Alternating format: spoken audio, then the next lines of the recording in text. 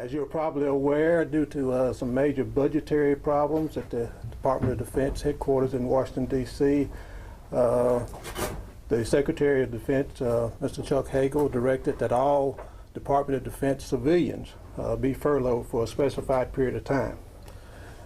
Beginning on July the 8th and going through the last full pay period of the month of September, all employees, civilian employees of the military department will actually be furloughed. And that amounts to about 11 work days and or 88 work hours. The furloughs represent about half of the 22 days that was originally thought that employees would be furloughed. But as you know, in late March, the Congress was able to pass an appropriations bill that met some of those shortfalls, and so the numbers was reduced down to 11 that we're talking about today. And because those furloughs across the board in the military department, the Mississippi National Guard was not exempt from that. So we were directed to make notifications to our employees beginning on the 28th of May through the 5th of June. So 2 days ago we began that process. And as of right now, all of our employees have been notified of the impending furloughs. Although we still have a lot of questions to be answered, the information that we have at hand has already been passed out to all those employees. The way we're going to handle it here in the state of Mississippi is that each Monday, beginning July 8th and going through the 16th of September, our federal technicians, employees, will be furloughed on each Monday. So in effect, they'll basically have 3 days of a weekend between now and basically at the end of September. That equates to about a 20% reduction in pay. So that's going to be pretty significant for some of our households. Now our active guard and reserve soldiers, our AGR soldiers, active duty soldiers we have in the National Guard, are not going to be affected, and neither will our state employees here in the state of Mississippi be affected by this.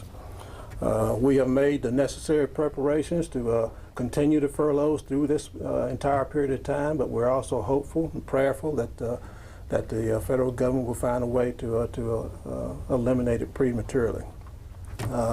Let me also say to the citizens of the state of Mississippi that these furloughs will in no way impact the Mississippi National Guard's ability to respond to any natural or man-made disasters here in the state.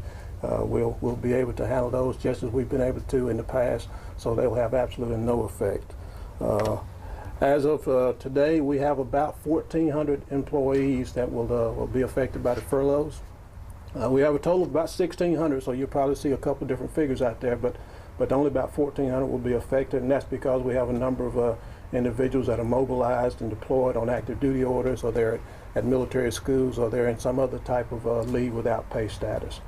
But we're working with all of our employees to try and mitigate the effects of this pay cut.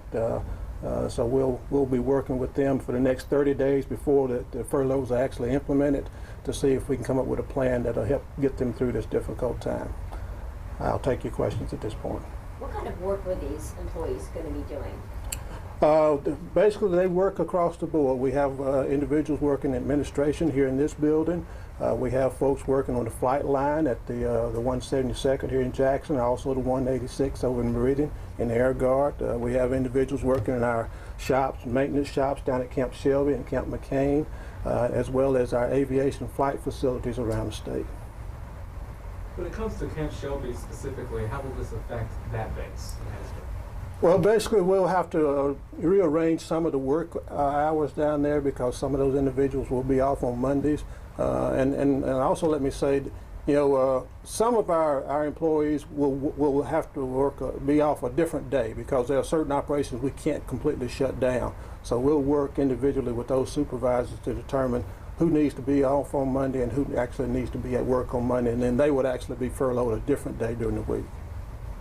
Will there be any sort of operations or jobs that normally would be done on a Monday that you will push to a different day because of, you know, reduced manpower? There might. Now we're going to do everything to avoid that. For instance, let's say here at the 172nd Air Wing, those individuals who work on the flight line, we're not going to shut the flight line down on a Monday. What we'll do is have individuals work different days or be off different days in order to keep the operations going. We really don't see any operations being canceled as a result of the furloughs. From a family and personal impact, what's been the feedback from everyone about how this 20% pay cut for these 1,400 employees day to day is going to affect? That's a lot. It's a lot, and obviously it's going to be a significant burden when you take 20% of the pay from a family.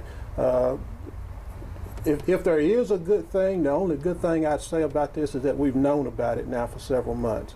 And we've been telling everybody that was a good possibility that it might happen. And like I say, even before the 14th of May, we thought it might be as many as 22 days. So getting it reduced to 11 was actually, a good thing. But everybody have been preparing for it. Do you know what steps were taken in advance of this? Other alternatives to cutting back before it got to this point? Do you know? Well, at the national level, I know that there have been some money that was moved around in different operational accounts at the national level to try and offset this. And I know that Secretary Hagel did everything he could to avoid it, but I think in the end it just got down to a dollars and cents decision that had to be made. Those who are being furloughed, you said they've already received their letters. When did they receive them? Over the last 2 days, the employees here in the Jackson area, I've actually met with the employees here in this building and the ones out at the 172nd Air Wing on Wednesday. Excuse me, on Tuesday. Yesterday on Wednesday, I flew to Camp McCain in Grenada, to Tupelo, to Meridian, to Camp Shelby, and to Gulfport, and met with employees at all those locations personally, and they all received their letters. And they also have to sign an acknowledgement saying that they have received that letter, and that has to come back to us. It's a notification from this headquarters to let them know that they will be furloughed. Are there any programs or resources to help out these families during this time? The only thing that we've been looking at maybe trying to help if an individual needs to go to a military school during this period of time, trying to get them in those schools that maybe help offset a little bit of the furlough. How many people will be impacted in Tupelo? In Tupelo, we've got, I don't have the number in Tupelo, but we do have an aviation flight facility there, and as well as a couple of military shops in Tupelo. The major concentration areas are actually Camp Shelby, Camp McCain right outside Grenada, Gulfport, Meridian, and Jackson. Do you have numbers as to how many are within those major concentrations? At Camp Shelby, the number is about 290.